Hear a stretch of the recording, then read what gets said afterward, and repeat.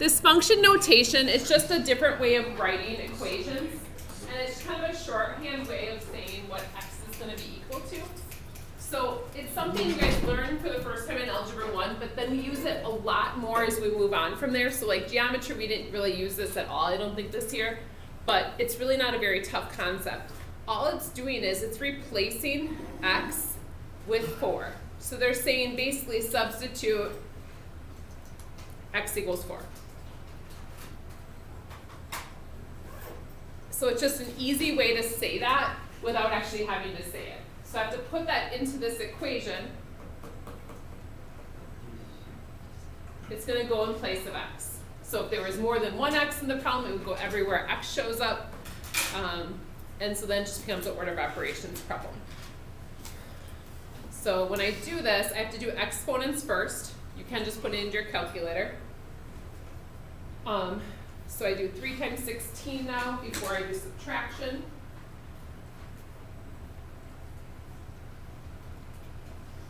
I believe that's 48.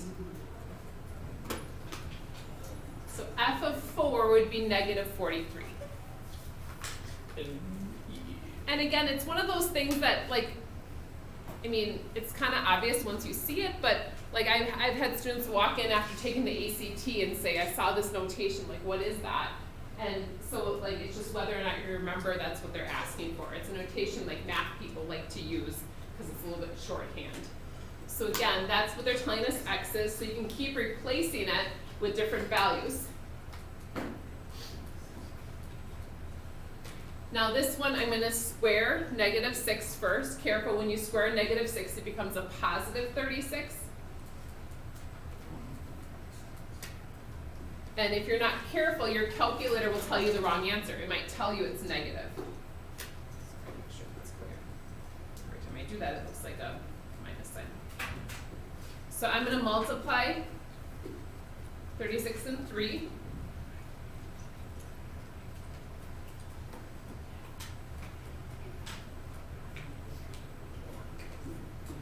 Okay. So that's our function notation. So nothing too crazy, but at the same time, I think it's good to review so that when it comes up that you're not like, yikes, I have no idea, or I've never seen this, because you have, but at the same time, I know it's not something that just sticks in our memory because it's not like something we see every day. Our next thing we're talking about is slope. And there's a couple of different ways we can do slope here, or I guess 3 different ways. One is using our slope formula.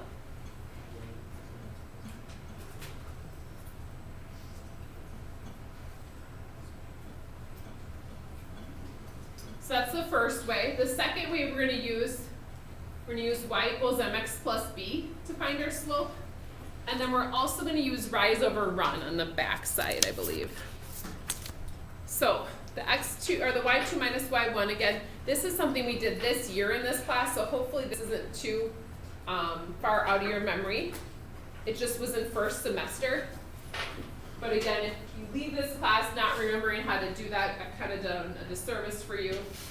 So knowing how to graph and know slope. It's a lot about being careful about signs and the order we do things.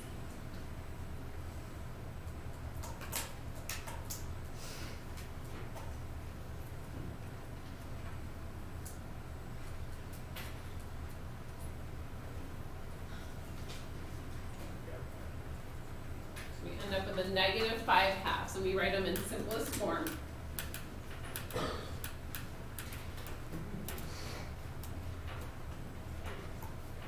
Whereas our next one is a little bit more complicated. They want us to find the slope. That means I need to write it in y equals mx plus b form. So that means I need to get my y alone. So here's y. So I'm going to isolate y. So I'm going to move this 2x over. Now I'm going to put it underneath that 8x because those are like terms. So 8 minus 2 is 6x. And again, I want to get y alone so I can figure out my slope. So I'm going to divide everything by 3, but I have to divide all the parts by 3 here. Now 6 over 3, I'm just going to simplify that to be 2. You could leave it as 6 over 3, that's still slope. Negative 12 over 3, I have negative 4. But my slope here would just be the 2. Not the 2x, just 2. 2 over 1 would be our slope.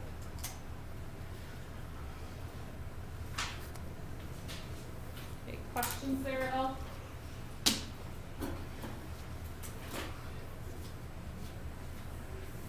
Alright, so when we get to the back side of our notes, we're going to talk more about slope. We're going to talk about slope and then also parallel and perpendicular. And again, these are both things we did this year, so this one's more familiar, hopefully.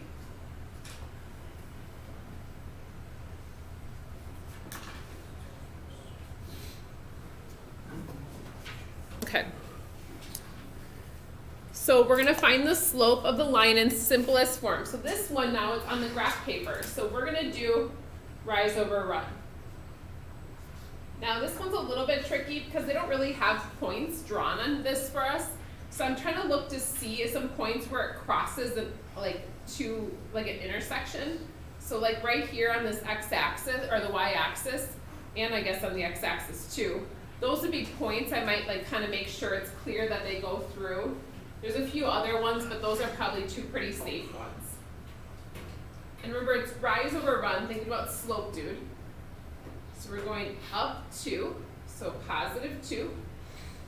And then we're running over 4. And I'm counting spaces, like the blocks, not like lines. Lines can get confusing. So 2 over 4.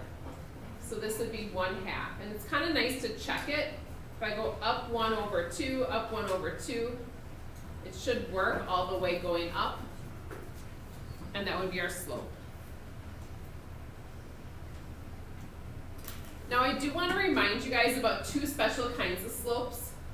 So we have vertical and horizontal lines.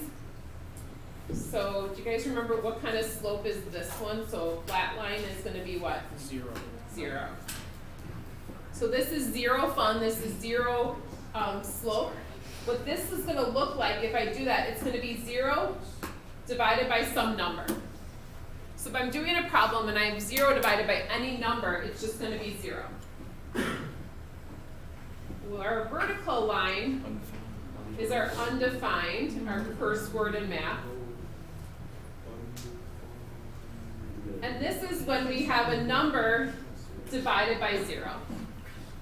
So we can't divide by 0. If we do that, we get an error message, and that's considered undefined. So 0 versus undefined is important, and so I do want you to write it as either 0 or undefined if those two come up. Okay. All right, our last thing we're talking about is parallel and perpendicular. And again, just knowing kind of the basics behind this is great, and then hopefully you guys will remember a little bit more about it. So first of all, it says use the line. So they give us this line. We want to find a slope that's parallel to the line and one that's perpendicular. So I'm going to start by getting this in slope-intercept form. So I'm going to move this 3x over. And when I do that, when I move the 3x over, I'm going to write it first because that's the way we write mx plus b. And it's a positive 7. So then I'm going to divide by 2. And you might look at this and say, oh, this is a bad one. It has icky numbers. That's okay. We don't mind them because we're not actually even graphing it. We're actually not using the b at all. So this is just 7 over 2. That's our b. But if I had to graph it, it'd probably be a little bit of a pain. But it's okay. So they asked us to give a slope of the line that's parallel to this line. So what do you guys remember about parallel slopes? Same slopes. So parallel is exactly the same slope. So whatever their slope is, ours would just have to be the same. Now, a lot of times the problems we had to do in our homework with this, like not tonight's homework, but like in the past, we'd have to actually write the equation of the line. Right now, all I want you to do is talk about the slope. So that's perfectly fine. That's all we're doing, and that's the same thing you'll have to do for your homework. Now, for that same line, I want us to find one that's perpendicular. So what's the rule for that? It has to be Yeah.